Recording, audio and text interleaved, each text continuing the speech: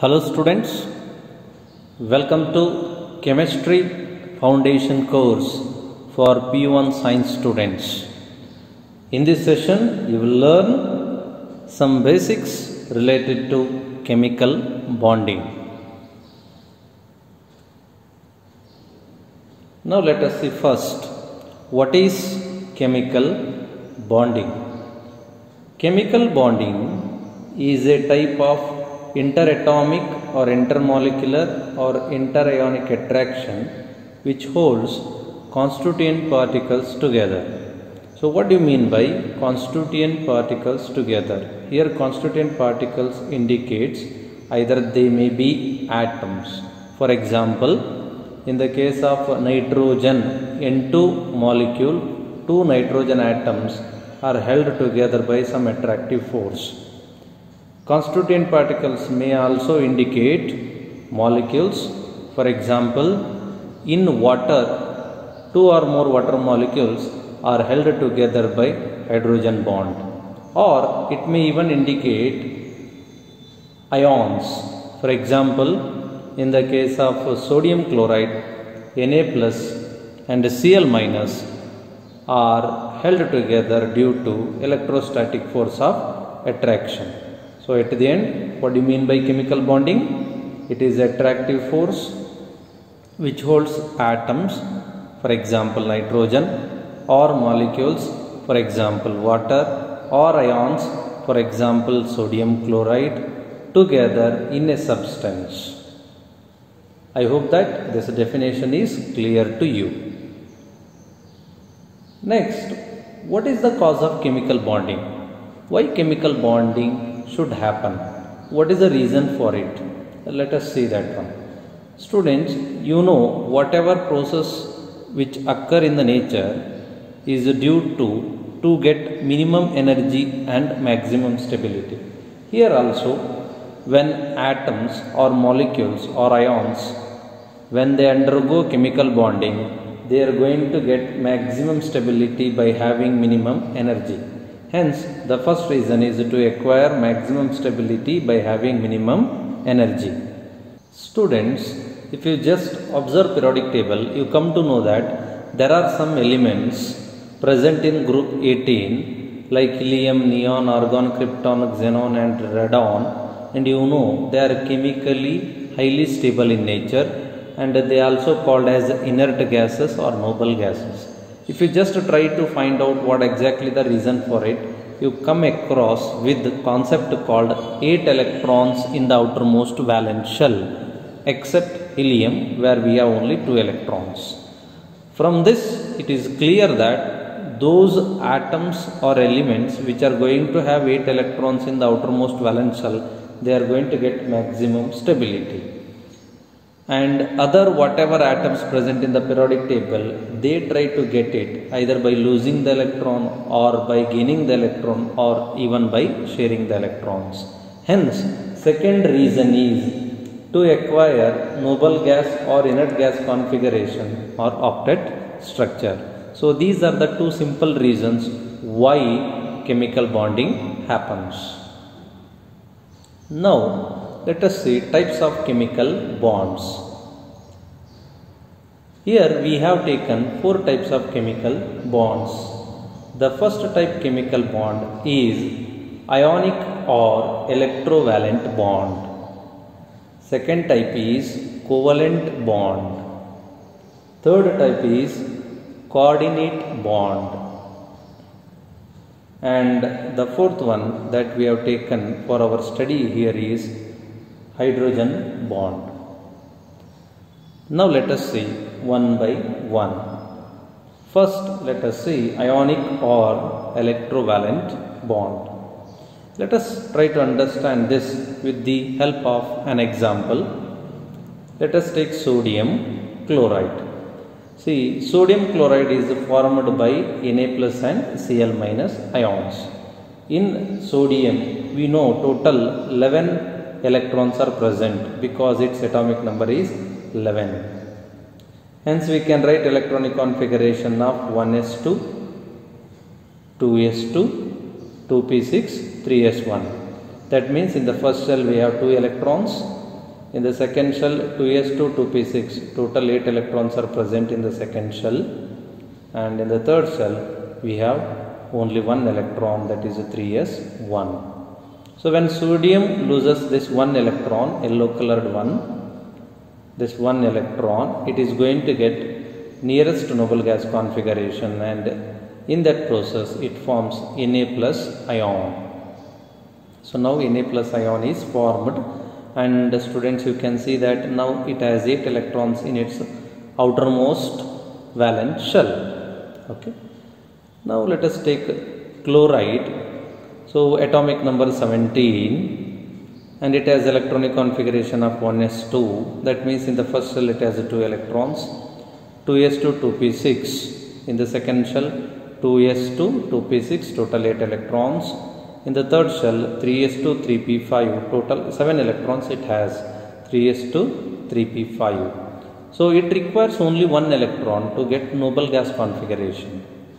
It gains that one electron from sodium, and thereby it is going to convert it to chloride ion. Now you can see that yellow colored electron is added to the outermost valence shell of chlorine, and then now chlorine becomes chloride ion, thereby getting negative charge. Now there exists electrostatic force of attraction between positively charged Na plus ion and the negatively charged chloride ion. Here we can see, students, electrostatic force of attraction between positively charged Na plus and negatively charged chloride ion.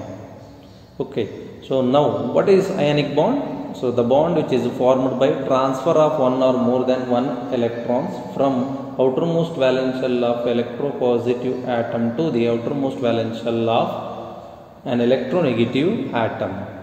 So here one electron from sodium is transferred to chlorine, and thereby what happened? One bond is formed, and that bond is called what? Ionic bond. I hope that this concept is clear. Now let us try to understand this with the help of another example, magnesium oxide. So magnesium has atomic number of 12, and if I write its electronic configuration, then I can write 1s2, 2s2, 2p6 and 3s2. In the first shell it has 2 electrons, in the second shell 2s2, 2p6 means total 8 electrons, and in the third shell we have only 2 electrons. To get nearest noble gas configuration, students, it has to lose 2 electrons. So when it loses 2 electrons, it is going to form Mg2 plus ion, and it is going to get 8 electrons in the outermost valence shell. Okay. Now let us take oxygen, that has atomic number of 16. Okay, 1s2, it has 2 electrons in the first shell, 2s2 2p6, total 8 electrons in the second shell, and 3s2 3p4, total 6 electrons in the third shell. To get nearest noble gas configuration, it requires 2 electrons, and it is going to get that from the electron given by the magnesium, like this, and thereby it is going to get 8 electrons in the outermost valence shell, and this oxygen is converted to oxide ion. So now you can see 8 electrons in the outermost valence shell. Now there exists electrostatic force of attraction between positively charged Mg2 plus ion and negatively charged O2 minus ion, which holds these two together in a substance. So here we have Mg2 plus ion, and here we have O2 minus ion, and there exists electrostatic force of attraction, thereby formation of magnesium oxide. Now let us see second type of a chemical bond, that is covalent bond. Let us learn this with an example. Let us take hydrogen that has only one electron present in the outermost valence shell. Let me take one more hydrogen that also has one electron in the outermost valence shell. Since electronegativity is same here, it is not possible to transfer electron or gain electron. So what happens, students, here? Electrons are shared, thereby a chemical bond is formed. In hydrogen molecules, 2 electrons are shared equally between these 2 hydrogen atoms, thereby formation of hydrogen molecule. So now this type of bond is called as covalent bond. So what is covalent bond, students? The bond which is formed due to mutual sharing of electrons between the two atoms of similar electronegativity or having small difference in electronegativity is called as covalent bond. I hope that this definition is clear to you.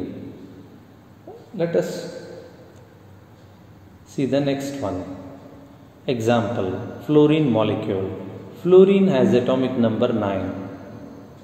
So here you can see that 2 electrons present in the first cell, 1s2, 2s2 and then 2px2, 2py2 and 2pz1. So automatically one unpaired electron present here that can be used in chemical bonding.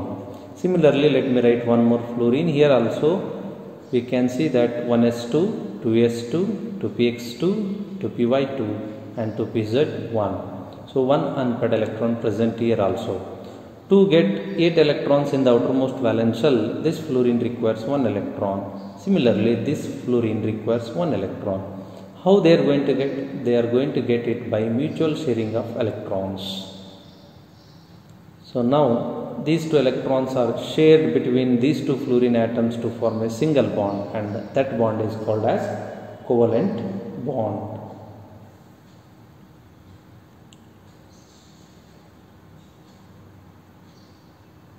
Now let us see types of covalent bonds. Covalent bonds are of 2 types. One is polar covalent bond and another one is non-polar covalent bond. Polar covalent bond is formed when there is a slight difference in electronegativity of 2 atoms which form covalent bond. So what is polar covalent bond, students? The bond which is formed by sharing of electrons between 2 different electronegative atoms. So here 2 atoms differ by slight different electronegativity. So when they form covalent bond, that bond is going to be polar in nature. For example, take water.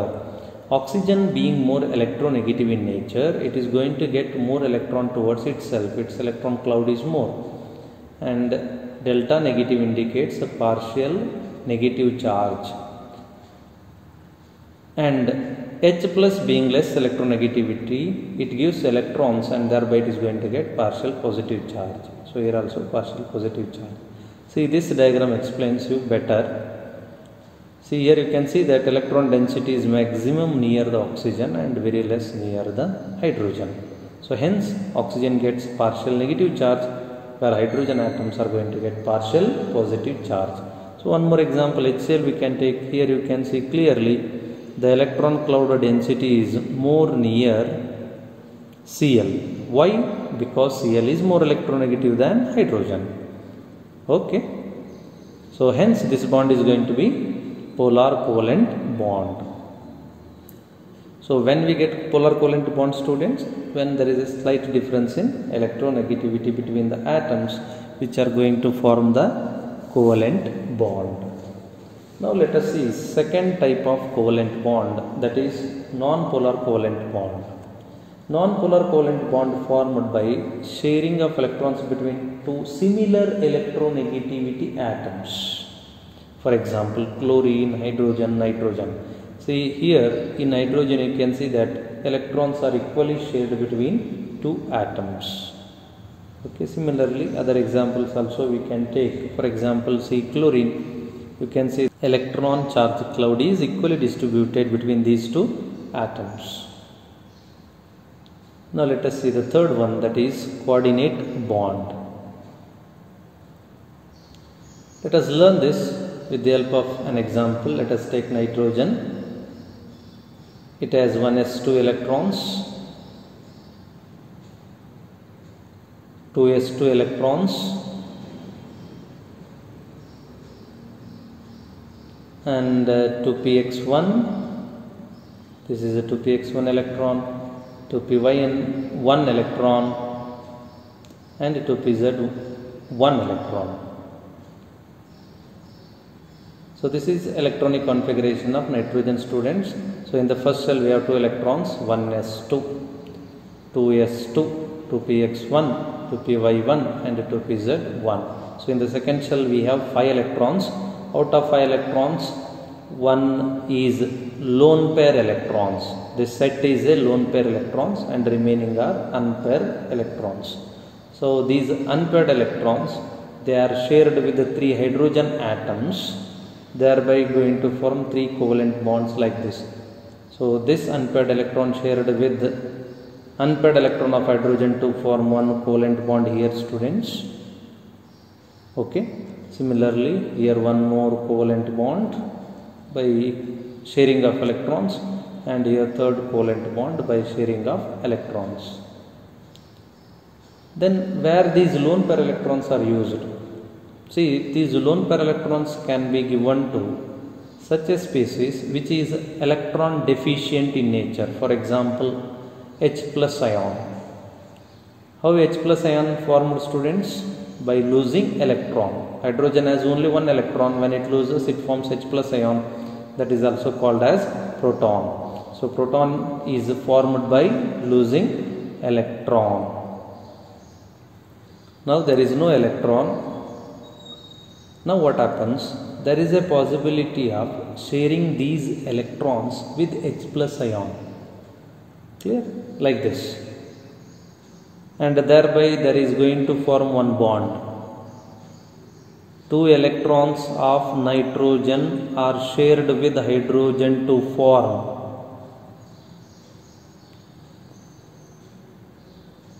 one covalent bond, and that bond is called as a coordinate bond here. The bond formed by sharing of electrons, but shared pair of electrons given by only one of the combining atoms is called as coordinate bond. I hope that it is clear. See here, whatever 2 electrons present, they are the electrons of nitrogen. So bond is formed. How? Sharing of electrons. How? By giving one of the atoms only. So now that bond is called as coordinate bond. Bond formed by sharing of electrons, where shared pair of electrons donated by or given by only one of the combining atoms is called as coordinate bond. I hope that it is clear to you, students. Now let us see the last one, that is hydrogen bond. So here we have water molecule. As I already told, in water molecule oxygen is more electronegative than hydrogen. As a result of that, it attracts bonded pair of electron towards itself, and it is going to get the negative charge. Okay, you can see oxygen that is going to get partial negative charge, where hydrogen are going to get partial positive charge. In other water molecules also it remains same. So now because of this difference in charge, what happens, students? This oxygen is partially negatively charged, whereas this hydrogen of other water molecule is partially positively charged. Now there exists attraction between these two. Weak attraction, we can say, and this attractive force holds this oxygen of this molecule with hydrogen of this molecule. Similarly, this oxygen with hydrogen of this molecule. Similarly, this oxygen with hydrogen of this molecule. So automatically I can say that there is some weak attractive force present between oxygen of one atom with hydrogen of other water molecule. And what is that called as? That is called as hydrogen bond. Here you can see that, students, this dotted lines in your book indicate hydrogen bond. It is very weak bond, students. So how to define it? These hydrogen bonds. It is a weak attractive force which binds partial positively charged hydrogen atom of one molecule with partial negatively charged electronegative atom of other or same molecule is called as hydrogen bond. And example for that one is water. Okay. Thank you, students.